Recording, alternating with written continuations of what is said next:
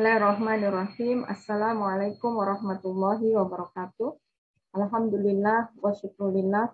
Wassalatu wassalamu ala rasulillah wa ala alihi wa sahbihi wa mawala. Asyhadu an la ilaha illallah wa asyhadu anna muhammadan abduhu wa rasuluhu la nabiyya ba'd. Allahumma salli ala nabiyyina Muhammad wa ala alihi wa sahbihi ajma'in amma ba'd. Alhamdulillah, kesempatan ini saya hadir di channel YouTube STIO, Sekolah Tinggi Ilmu Usuluddin Darul Hikmah Kota Bekasi. Dalam sesi kuliah Ramadan, saya akan menyampaikan tentang idgham. Idgham adalah salah satu pokok bahasan yang kita kaji saat kita mempelajari ilmu tajwid. Jadi ketika kita mempelajari ilmu tajwid pasti akan bertemu belajar mengkaji tentang idgham. Ya, ada banyak sekali idgham yang ada di dalam ilmu tajwid. Ya, ada idgham kalau kita membahas atau mengkaji hukum nun sukun, maka kita akan bertemu dengan istilah idgham bil gunah atau idgham ma'al gunah dan idgham bila gunah. Kalau kita mengkaji hukum mim sukun, kita akan bertemu dengan idgham lain atau idgham mimi. Ya. Nah, di kesempatan ini saya akan membahas idgham berdasarkan makharijul huruf dan sifatnya. Nah, saya akan membahas terlebih dahulu tentang ta'riful idgham. Ya. Ta'riful idgham, ya. Saya akan menyampaikan definisi idgham baik secara lugha, bahasa atau secara istilah. Secara lugha, idgham ya, berarti adalah al-idkhal, yaitu memasukkan, atau berarti juga idkhalus syai' fi syai', yaitu memasukkan sesuatu pada sesuatu yang lain.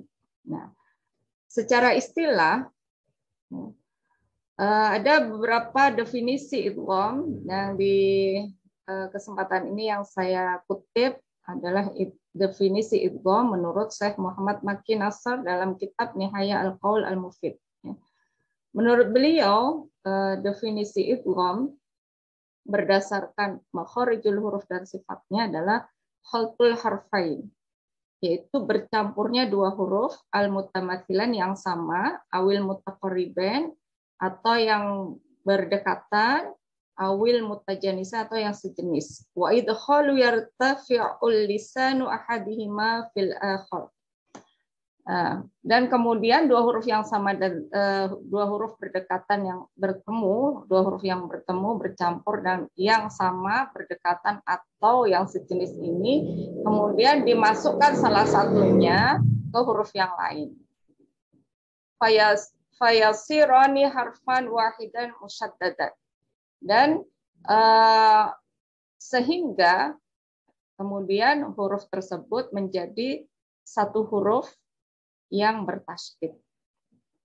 Indan nutqu fi bihima irtifa'atan wahidah, dan menjadi satu pula dalam pengucapan. Jadi di definisi ini beliau menyampaikan bahwa idgham itu adalah bersatunya dua huruf yang sama atau yang berdekatan atau yang sejenis, yang kemudian dua huruf tersebut dimasukkan ke salah satunya dimasukkan ke huruf yang lain sehingga menjadi satu huruf yang bertasydid dan menjadi satu pula dalam pengucapannya.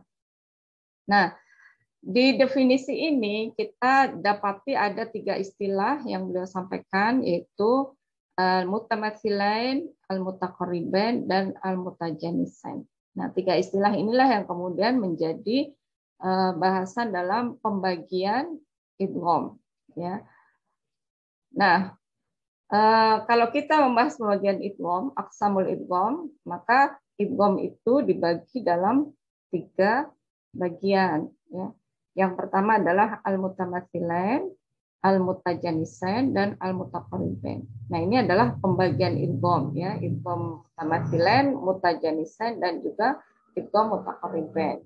Nah, kita akan bahas satu persatu pembagian idgham ini. Saya mulai dari pembagian idgham yang pertama, yaitu al-mutamatsilain. Nah, apa yang dimaksud dengan idgham mutamatsilain? Idgham mutamatsilain yaitu idgham yang terjadi apabila ada dua huruf yang sama dalam makhraj dan sifatnya. Jadi jika ada dua huruf yang sama makhraj dan sifatnya bertemu, maka terjadilah hukum idgham yang disebut dengan idgham mutamatsilain. Nah, saya tampilkan di sini ya, di layar ada contoh-contoh idgham mutamatsilain ya. Ada banyak sekali huruf hijaiyah yang berpotensi untuk bisa menjadi idgham mutamatsilain ya. Di sini ada huruf ba bertemu dengan ba, ta bertemu ta, dal bertemu dengan huruf dal, huruf zal bertemu dengan huruf zal, ain bertemu dengan ain, huruf fa dengan fa, dan seterusnya ya. Nah, namun bertemunya dua huruf ini untuk menjadi idgham mutamatsilain ada ketentuan yang berlaku. Ketentuannya adalah huruf yang pertama itu harus berharokat sukun. Lalu huruf berikutnya yang kedua berharokat hidup, baik fathah, dhammah ataupun kasrah. Jadi ini ketentuan yang berlaku untuk idgham mutamatsilain ya. Yaitu huruf yang pertama ba sukun, hurufnya harus sukun ya, baik itu ba, ta, dal dan seterusnya harus sukun. Yang huruf yang berikutnya harus huruf hidup, baik itu fathah, dhammah ataupun kasrah.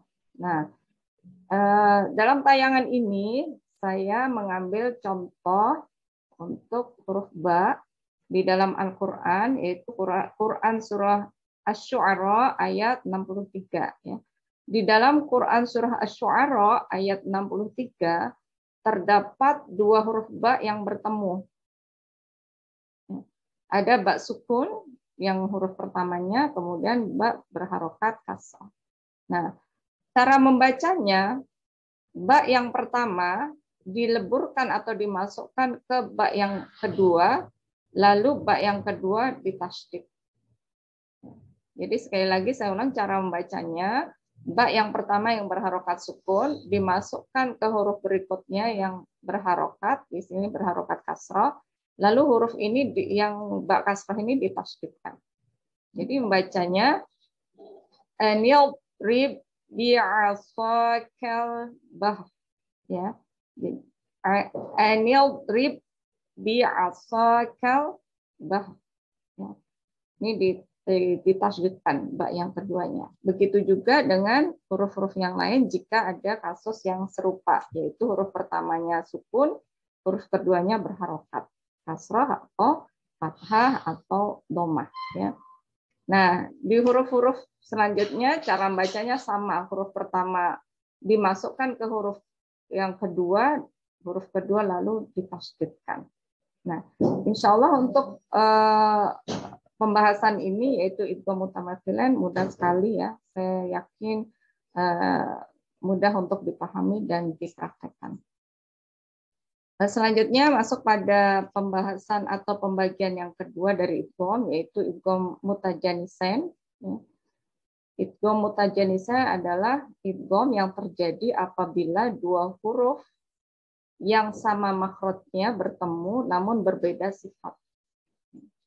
Jadi jika ada dua huruf yang sama makhraj bertemu namun berbeda sifat, maka terjadilah hukum yang disebut dengan hukum idgham mutajanisain. Nah, huruf-hurufnya ada 8, yaitu mim, ba, ta, dal, zal, o, dan zo. Kedelapan huruf ini terbagi dalam 3 tempat keluar huruf. Tempat keluar huruf yang pertama yaitu huruf tempat keluar asy-syaffatain. Nah, hurufnya adalah huruf mim dan ba. Huruf mim dan ba ini keluar dari dua bibir sama tempat keluarnya, namun keduanya memiliki sifat yang berbeda. Jika huruf ba dan mim bertemu dan dengan syarat yang sama tadi dengan idgham mutamathilan, huruf yang pertamanya sukun, huruf keduanya berharokat fathah atau dhammah atau kasrah, maka huruf pertama dimasukkan ke huruf berikutnya. Ya. Jadi memasukkan huruf pertama ke huruf kedua. Nah, kemudian tempat keluar yang kedua adalah alisan, ya. Tepatnya adalah ujung lidah bertemu dengan pangkal gusi depan yang atas. Ya. Huruf yang keluar dari ujung lidah yang bertemu dengan pangkal gusi depan yang atas adalah huruf ta, dal, dan po. Ya. Ketiganya memiliki tempat keluar yang sama, tetapi memiliki sifat yang berbeda. Jika dua huruf dari tiga huruf ini bertemu, yang satunya huruf yang pertama berharokat sukun, huruf keduanya berharokat hidup, fathah, dhammah atau kasrah, maka huruf yang pertama dimasukkan ke huruf yang kedua. Ya. Selanjutnya tempat keluar yang ketiga yaitu alisan juga, tetapi persisnya adalah ujung lidah bertemu ujung gigi depan yang atas. Nah, jadi ketika ujung lidah bertemu dengan ujung gigi depan yang atas, itu akan bertemu, maka akan membentuk huruf ha, wo, dan za. Ya, zal. Nah, ketiga huruf ini, jika ada dua huruf yang bertemu, yang pertama huruf sukun, keduanya huruf berharokat fathah, dhammah atau kasrah, maka huruf yang pertama sama dengan yang sebelumnya tadi, maka huruf yang pertama dimasukkan ke huruf yang kedua. Nah, selanjutnya saya akan berikan contoh-contoh untuk memudahkan kita memahaminya. Ya. Di sini saya menampilkan beberapa contoh, ya, yaitu yang pertama huruf dal dengan ta. Jika huruf dal bertemu dengan huruf ta, di mana huruf dal yang pertama berharokat sukun, kemudian ta-nya berharokat hidup, maka dal dimasukkan ke huruf ta. Kita memasukkan huruf dal ke huruf ta. Nah, contohnya saya cantumkan di sini Quran Surah Al-Baqarah 256. Ya. Di Quran Surah Al-Baqarah 256, ini kita jumpai ada huruf dal sukun bertemu dengan ta berharokat fathah. Nah, ini dua huruf yang sama makhraj, tetapi memiliki sifat yang berbeda. Nah, dal, cara bacanya dimasukkan ke huruf ta dan ta-nya ditasydidkan. Ya. Saya akan berikan contoh membacanya. Qad tabayyana. Ya. Qad tabayyana. Jadi dal yang memiliki salah satu sifatnya adalah qalqalah. Ketika sukun maka tidak dibaca qalqalahnya, tidak terdengar karena dal dileburkan ke huruf ta. Tidak dibaca qad tabayyana, tapi bacanya qad tabayyana. Ya. Begitu juga jika ada huruf ta sukun bertemu dengan huruf dal, ya, maka taknya masuk ke huruf dal, dalnya ditasydidkan. Ya. Sifat hamas dari tak tidak terdengar ya saat kita membaca ayat ini. Saya berikan contoh pengucapannya. Qad ujibat da'watukuma. Qad ujibat da'watukuma. Tidak dibaca qad ujibat da'watukuma, ya. Jadi hamasnya tidak terdengar lagi karena tak masuk huruf dal. Ujibat da'watukuma.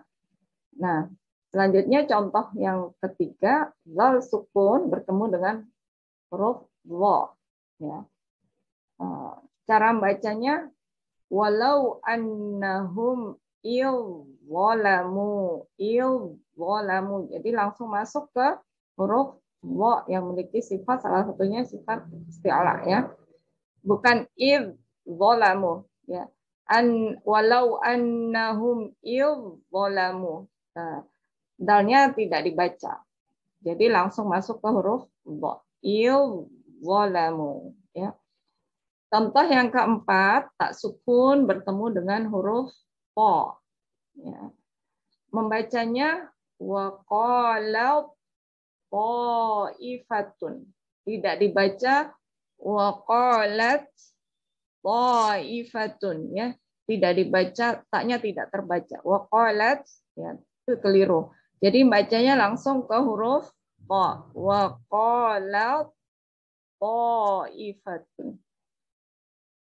Contoh berikutnya adalah huruf sa dan zal. Keduanya memiliki tempat keluar yang sama, tapi memiliki sifat yang berbeda. Cara bacanya yalhadzalika. Ya, tidak dibaca yalhadzalika. Ya, membacanya langsung ke masuk dari ha masuk ke zal ditasydidkan. Yalhadzalika. Baik, contoh berikutnya. Huruf ba sukun bertemu dengan huruf mim. Ini ada di Quran surah Hud ayat 42. Ya, cara membacanya ba dimasukkan ke huruf mim, lalu huruf mimnya ditasydidkan. Ya. Nah, saya berikan contoh membacanya ya bunayyar kam ma'na. Ya, di sini karena mim bertasydid bacanya harus berguna, harus berdengung, ya. Ya bunayyar kam ma'ana, ya. Masuk, bukan irkab ma'ana, ya, tapi irkam ma'ana. Yang terakhir, contoh yang terakhir, po sukun bertemu dengan huruf ta.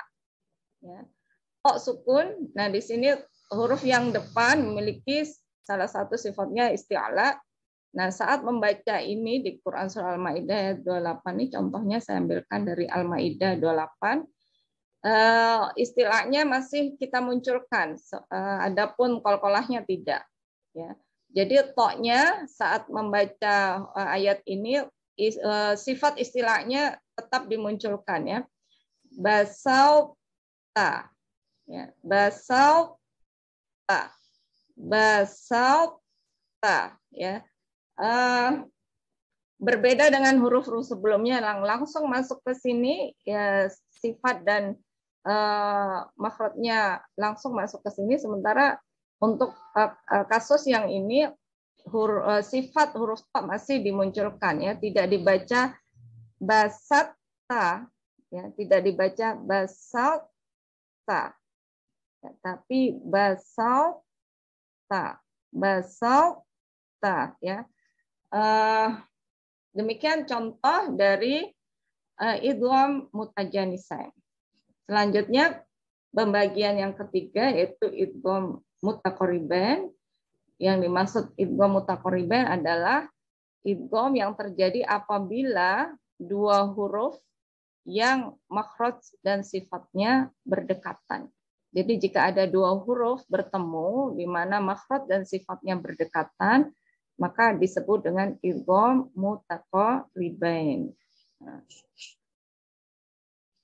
Menurut Imam Hafiz, ya, idgham mutaqaribain terjadi pada huruf-huruf berikut ini, ya. Pada qaf sukun, lam ta'rif dan nun sukun, ya. Jika qaf sukun bertemu dengan huruf kaf, nah ini kedua huruf ini berdekatan makhrajnya. Kalau qaf, makhrajnya ada di pangkal lidah paling belakang, sementara huruf kaf ada di pangkal lidah agak ke depan dari makhrajnya qaf. Jadi makhrajnya berdekatan. Nah, begitu juga dengan lam dan ro. Keduanya memiliki makhraj yang berdekatan. Nah, ini juga, ya, lam di sini yang dimaksud adalah lam ta'rif, ya. Jika bertemu dengan salah satu dari huruf-huruf ini, maka berlaku idgham mutaqaribain, ya. Nah, baik, saya akan memberikan contoh dari qaf, sukun, dan kaf, ya. Jika qaf sukun bertemu dengan huruf kaf, di mana keduanya memiliki makhraj dan sifat yang tidak sama, ya, berdekatan, saya ambilkan dari Quran Surah Al-Mursalat ayat 20, maka qaf dimasukkan ke huruf kaf. Ya, saya bacakan contohnya. Alam nakhluqukum. Alam nakhluqukum. Ya, jadi tidak dibaca alam nakhluqukum. Ya, qalqalahnya huruf ini sudah melebur ke huruf kaf. Jadi tidak dibaca qalqalah lagi sebagai salah satu sifat dari huruf qaf. Alam nakhluqukum, ya, tidak dibaca alam nakhluqukum. Nah, selanjutnya lam sukun dengan ra, ya, ada di surah Al-Mu'minun ayat 97, ya. Di Quran surah ini lam sukun bertemu dengan huruf ra berharokat fathah. Cara membacanya langsung masukkan lamnya ke huruf ra. Waqur rabbi, ya, tidak dibaca waqul rabbi, ya. Dibacanya waqur rabbi, ya. Nah, selanjutnya lam ta'rif alif lam, ya. Jika bertemu dengan salah satu dari huruf ini, saya ambilkan contoh di Quran surah At-Tariq, lam ta'rif bertemu huruf sin, bertemu huruf ta, lam ta'rif bertemu huruf nun dan ta, ya. Jadi membacanya lamnya tidak dibaca, langsung memasukkan lam ke huruf sin.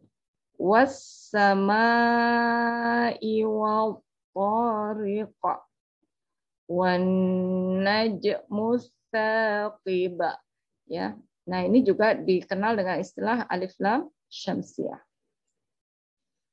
Yang terakhir, nun sukun. Jika nun sukun bertemu dengan salah satu dari 5 huruf ini, yaitu huruf ya, mim, waw, lam, dan ra, maka nun sukunnya dimasukkan ke huruf ya atau mim atau waw, atau lam, dan ra. Nah, contohnya di sini, iyaquluna illa kadhiba. Iyaquluna illa kadhiba, ya, masuk ke huruf ya. Nah, demikian pembahasan tentang idgham berdasarkan makharijul huruf dan sifatnya, ya. Saya yakin Antuna semua memahami apa yang saya sampaikan karena ini adalah sesuatu yang mudah. Yang diperlukan di sini juga adalah kita banyak berlatih saat baca Al-Quran. Nah, selamat berlatih. Wassalamualaikum warahmatullahi wabarakatuh.